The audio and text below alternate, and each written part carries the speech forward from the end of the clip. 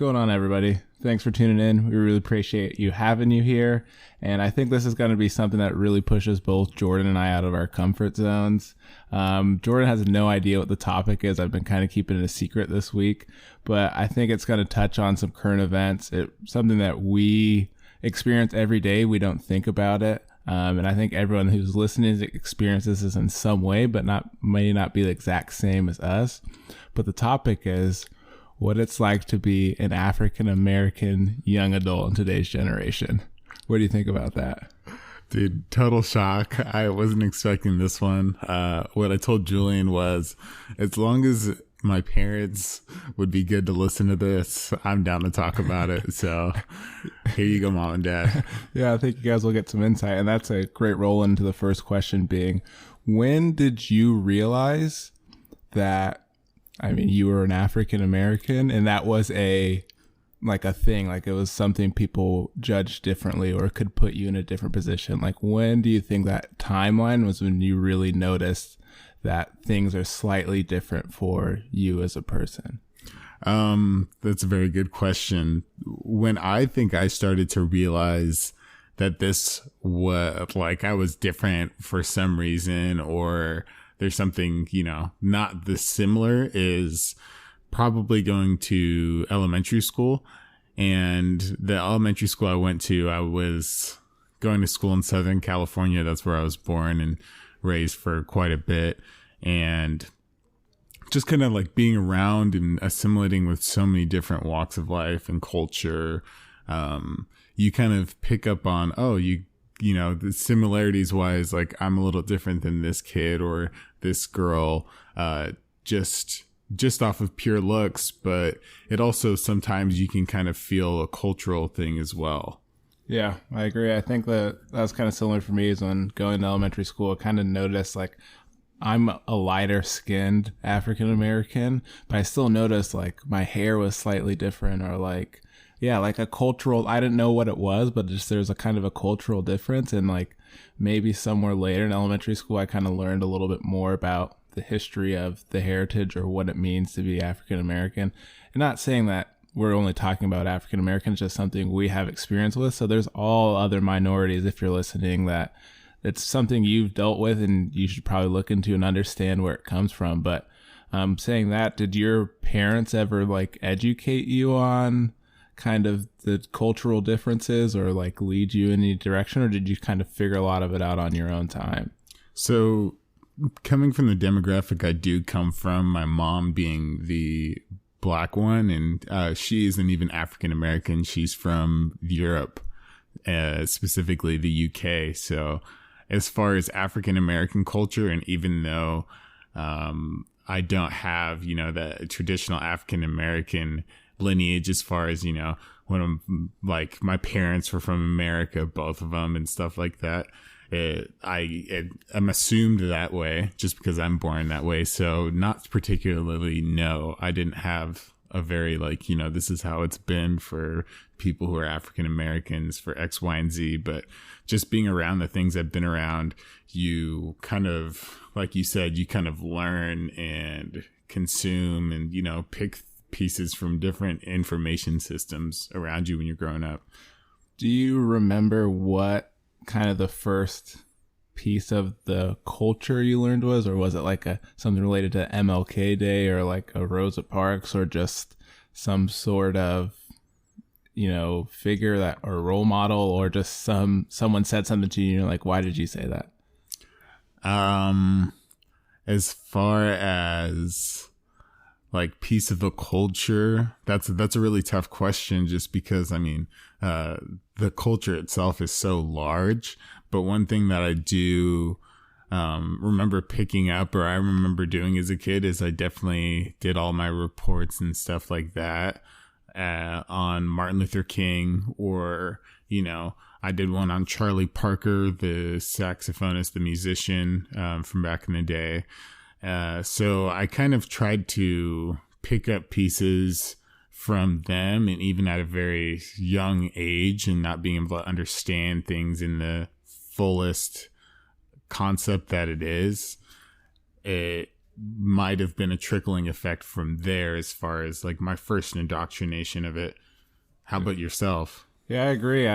Like at a young age, I wasn't really, put on the spot about what the differences were. I was a big fan of like Jackie Robinson just because he was a baseball player and I was into baseball, and he was the first African American or black player. And like MLK was obviously big. That's kind of what they teach, I guess. But it was interesting now that we're talking about it. I've never thought about it this way before, but I think you and I have talked outside of the podcast about kind of the magnitude of the situation of some of those people we just named, was like Jackie Robinson, Martin Luther King, Charlie Parker, et cetera, et cetera. Like their life was so much different. But like for us as young kids, you look at them as like, wow, they're really cool. They try to make a difference and like they made their difference. But I never really understood the magnitude of what they had done or what life was like compared to like what life is like now. Yeah, definitely. It's extraordinary it's extraordinary how kids are so almost insulated in their own ways and how pure it is and, ethereal it is. But in the aspect of, like studying Martin Luther King as much as I did in, third grade or fourth grade or whatever, no one can. And even as an adult, I feel like it's hard to, unless you experience it yourself, what those people went through specifically to become the figures that they really are and what they stood for, those pillars. Yeah. So as we get older, say we'll go to that middle school, early high school, when did you start really getting that understanding of the differences or like some of the obstacles that people had overcome, or maybe some obstacles you still faced, or some of the events that have been taking or that were taking place that time that made you kind of really understand what some of those differences were, not necessarily in our like where we live, but just in general or overall? It's funny how you mentioned that at the end, because that's what I would say is one of the more definitive parts in my life where I had a perspective change, especially with diversity and culture. Coming from a place in California where I was around a whole bunch of different people, moving to Oregon, specifically in that region we're at, was extraordinary culture shock. And the fact that, you still to this day, me or you could walk into a place, and I mentioned it to a person who we were talking about, not liking to be judged or be under a microscope. And I said to them, like looking them dead in the eye, about 99% of the time, I'm the only person of like my type or where I come from in the building of, it could be 60, it could be 30, or it could be 100 or more people. Obviously you experiencing that as well. It's a thing that it's hard to not notice it. You know what I'm saying? Yeah, I agree. That's kind of what I was thinking when you're saying is like, arguably where our area, I'd probably say there's one minority, we'll just say that way, to every 30 to 50 people being Caucasian or of white descent. And it's this noticeable thing, like when Jordan and I are hanging out and we're with Jordan's brother, who's also African American, and maybe a couple other, like there's definitely a vibe when we go somewhere that you can feel that there's just either people just don't see it very often. It's 2018, like you're going to see it, but you have this vibe maybe because we're all over 6 feet and, African American, there's just kind of you can feel different. That's just my experience. Maybe I'm just not much of a people person, but I definitely feel sometimes a different atmosphere, or like I can feel people looking at us. Yeah, definitely. I 100% agree with you. And in fact, I feel like it's been a thing that has helped, at least me personally, being that I'm under the microscope, or people are looking at me knowing I'm different, and I knowing I'm different from every single person in the room. It gives me a sense of, at first it was very, very uncomfortable moving up here as, younger and maturing young adult. It was very uncomfortable, and they were uncomfortable. I was uncomfortable. And so it was just kind of this really weird experience at first. But now I feel like I embody it and, you know, use it to my best ability in the fact that I'm unique and, you know, people will see me and remember me. So I use that in the most positive effect I can into, you know, progress myself. I don't know. How do you see it? I don't know. I think what the example of being under a microscope is very accurate. I feel like it's subconscious. Like you don't, like you go day to day and you don't really notice, but it's kind of a nature or a habit that you build that I think everything you do has to be, not tasteful, palatable, or just like friendly almost. Like, I mean, I'm a guy who is very minimal and stuff. So a lot of my closet is all black and all gray. Right. And like when I go out in public and I'm wearing a black sweatshirt and like black jeans and whatever, I feel like I have to be extra like professional in that attire without getting like a weird look or like, hey, go, you know, like something along those lines. I feel like everything is more palatable because like obviously knowing you and I and some of our other friends, like us in private is a lot different from us in public. And I don't know if it's not on purpose. It's just kind of the way things are. Maybe it's here or in all other areas, but it's just something that I've noticed as I've matured and grown older. Yeah. Yeah. I mean, that's a very good way to say it, is in the fact of maybe like the way I look at it and me explaining it to some of my family members, like my extended family, like aunts, cousins, and things that aren't Black or African American. I tell them that at least how I see it is, and maybe this isn't the best way to go about it, but I literally look at everybody in the fact of, all right, so how do they see, like, what are their perceptions in their shoes? So they see this dude who's 6'3" and like big guy who's Black, and especially not being around a lot of Black people in the area I'm in, like what are they thinking right now? Like, and then once I figure out their perspective, my first goal is, you know, what do I want out of this interaction for whatever means? And I adjust to that, because them seeing me, I know it isn't the things that people who know me see me as, or, you know, see me as walking down the hallway. Somebody who knows me really well would think something completely opposite of somebody who might not know me at all. Mm-hmm. So it's one of those things where it's gotten me really good at also not really being, you know, understanding that I'm under a microscope, but also putting myself in other people's shoes, and the fact of like, okay, so I'm going to come off friendly, like you said, to this person because they might feel uncomfortable right now, or I might crack a joke really quick, or, you know, give them a smile or something.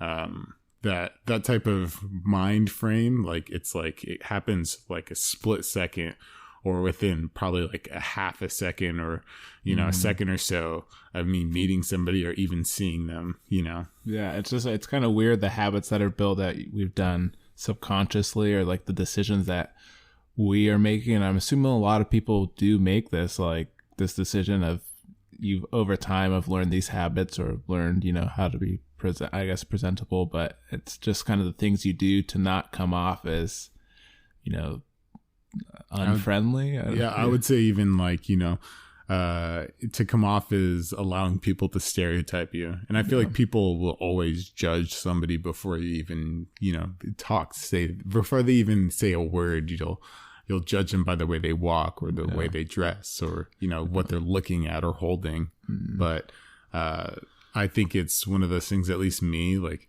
I would not like to be stereotyped in any sort of way whatsoever, and especially in a way where somebody could naturally put negative stereotypes to me without even, you know, give me a fair judge. And like another thing that I want to touch on is, so this is like talking about what we just kind of touch on as like being a minority talking to the majority. There's also a really weird tension between minority. If you've ever noticed that, like being African American, sometimes if you're in a different place or you're uncomfortable, like sometimes the African American or Black to Black interaction is really odd. And I don't know like what it is. Like it's either people are sizing each other up, or like they're stereotyping one another, or it's I don't know if it's like a pride thing. I don't know what it is, but it's always a weird interaction.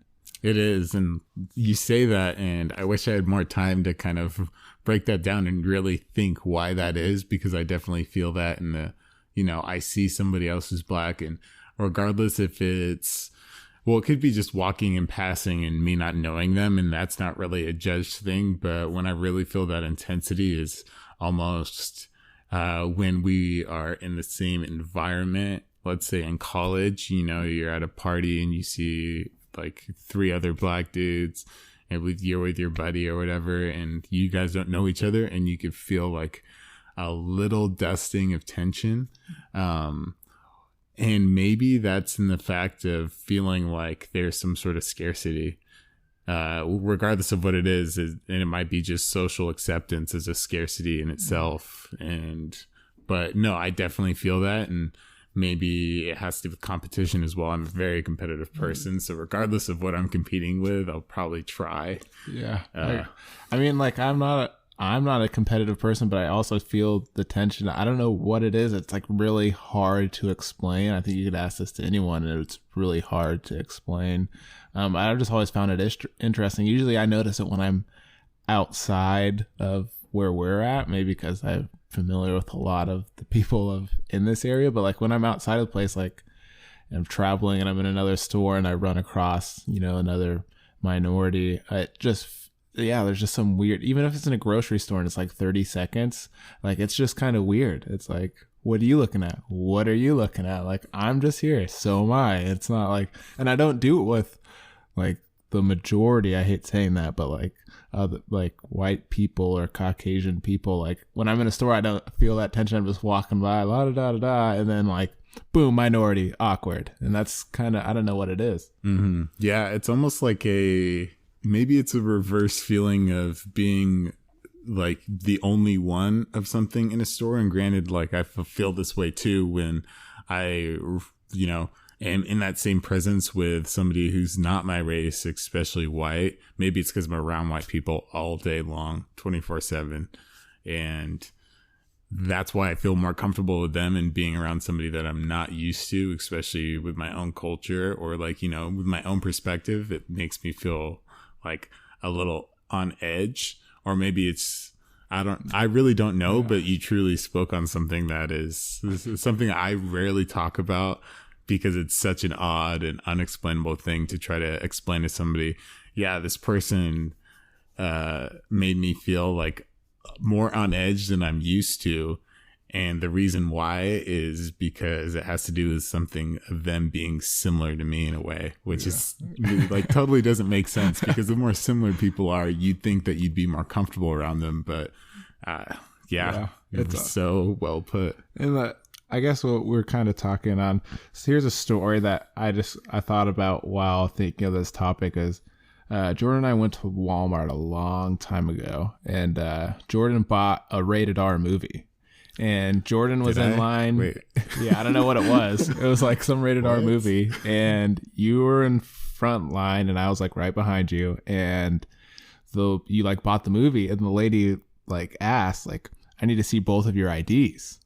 And at the time, like I was like, what? Like she carded both of us for, maybe you bought alcohol. I don't know what it was, but you bought something that required our card. And I remember getting through, like just kind of going quiet and then going through, like exiting the doors and being like, dude, did we just get like racially profiled? And there's no reason I should be thinking that. It's like, there's no reason I should be in that mindset. But for a split second, it was like really heavy in my mind. And I was like very frustrated. And then you were like, no, dude, I bought I think it's because I bought a rated R movie, or like I bought alcohol or something like that. And then like obviously tension went down. But it's weird that is something that comes to my mind right away when in a situation like that, where it completely makes sense now thinking about it, that's what I jumped to. No, 100%. That's a thing for sure. And that reminds me of when I was a kid, around, I hadn't been in Oregon too long, but I was going into a basketball gym, I think to watch my brother play. And my dad being white, he paid for like a family pass. So he walked in first and I was like trailing behind. And I attempt to walk through and this lady stops me and she's like, yeah, do you have a pass? And I was like, yeah, my dad just walked through. And they just looked at me like it hasn't been a black person to walk through. And they looked around and I had to point to this white guy for them to confirm, and almost like they were expecting me to, like they have a preconceived notion of who the people who raised me and, who I would call dad just because of what I looked like. And so, no, that I run into that stuff all the time too, and maybe a little less because I'm a grown adult now. And so, maybe I'm just like the wake I walk through in life as far as socially and stuff pushes aside that judgment that I used to get and feel a lot more. And now I'm a little less sensitive about it. But no, I've definitely felt that too. And then so moving on to the adult life, more professional setting, like some of the barriers that people talk about or that are, introduced, and like sometimes the barrier of talking about, am I getting paid equally? Like, am I not getting paid equally because I'm of this? Like, you have no idea, or like the weirdest one to me that I found is someone did research on, they submitted a ton of resumes to these different corporations and found that a certain percentage of names went through as opposed to a certain percentage of, minority sounding names weren't approved. Everything was the same on the resume except for the names. And I found that interesting. And then like also going in the workforce, it's very similar. I think it's a lot of people face the same aspect. Like, am I here because I'm good at what I do, or am I here to add diversity to the conversation? I think it's also the same pressures people see as like, I guess we'll use an example of, white families as like a family that is fairly, well off or wealthy, and the son or daughter is trying to make their own. Like, they're probably thinking the same thing. Like, am I in this position I am because of who my parents are, or am I in the position I am because I'm what I'm good at? Like, what do you think on that? I think that's one that can be talked about for 10 years continuously, because I'm under the personal impression that all of those factors interplay. So, I mean, it's statistically a thing that if you have a certain sounding name of any certain ethnicity, like you were saying, you are less likely or more likely to get an interview or call back for a job. Or, if you're a certain race, as far as the wage and gender gap pay goes, you're expected not to be paid as much if you are African American or a woman compared to a white male. So I think those are things that should be grappled with as facts, because I mean, statistically and scientifically, they've been, set out as such, as far as, studies have gone on and stuff. As far as how to, counteract that, I think that's a lot longer of a question, and I need to think way more about that with a lot more smarter people than myself to figure that out, because I think it's something that's much more ingrained than a rule change can enact. And I mean, there's been attempts at that, but I feel like it's not something that is on the surface. It's a lot lower level. But no, all those things, I think that they definitely do play a factor in. And as much as you don't want them to, as far as you want to be there because you were good at your job. You don't want to be there because of what you look like. I think it is a part of, it is a part of how good you are. You are very good for an African American guy.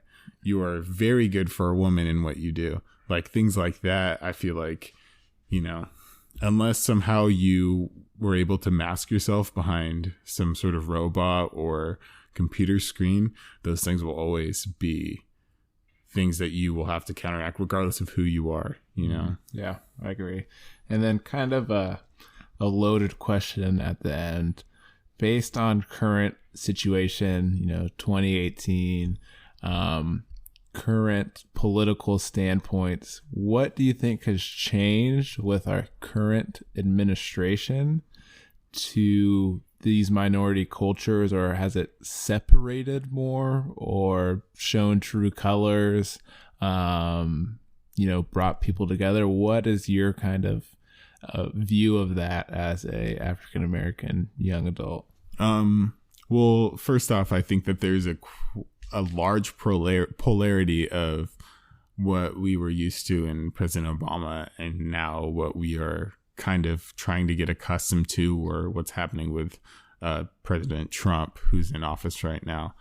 And I think that a lot of it, as far as some of the rhetoric and kind of the disposition and kind of the posturing that goes on, definitely doesn't make me feel as included. And granted, that I'm sure that would make a lot more sense because I don't have somebody who I feel like comes from a similar background or as much of a background as Obama did compared to Trump. And it's one of those things where I feel like it's getting divisive now, but in the same tune. I think it could be an opportunity to, coalesce and amalgamate to to an opposition, like, as far as minorities go. I'm sure that not all of the Latin American or Mexican or Hispanic people enjoy, the talk about the wall and stuff like that and closing down borders and, or deporting a large amount of people. And so I think that I was thinking about this today, actually. I think that opportunities and difficulties such as that give people a huge opportunity to show their humanitarian side and, look after other people, even though I don't have people that would be deported to Mexico because of any regime change. I still think that shouldn't, that should be looked at more carefully, or, I would want to look out for people that not necessarily have the same look or ideas or feelings as me, but just because I feel like it's a humanitarian thing, How about you? What do you think? I don't know. I think it's really, you touched on a good point of comparing presidencies. And I think it's crazy to think of what America looks like now and some of I'm going to just be blunt about it. Like the resurgence of the KKK under this presidency and the voice that they've created is phenomenal. It's unreal that like that thing that's still going on in 2018 at that strength. But it's crazy to think that group was around when Obama won his presidency, right? Because it seems like that group is huge and you're hearing stories here, this, and that. And I feel like parties are being separated. But at the same time, I agree. I feel like there's this coalition or this cohesiveness of certain groups here and there. Like I feel like each minority is getting closer within as a whole group, but there isn't a whole lot of cross function yet, and I don't know what it is. And like I agree further with what you're saying about Hispanic, Latino, Mexican.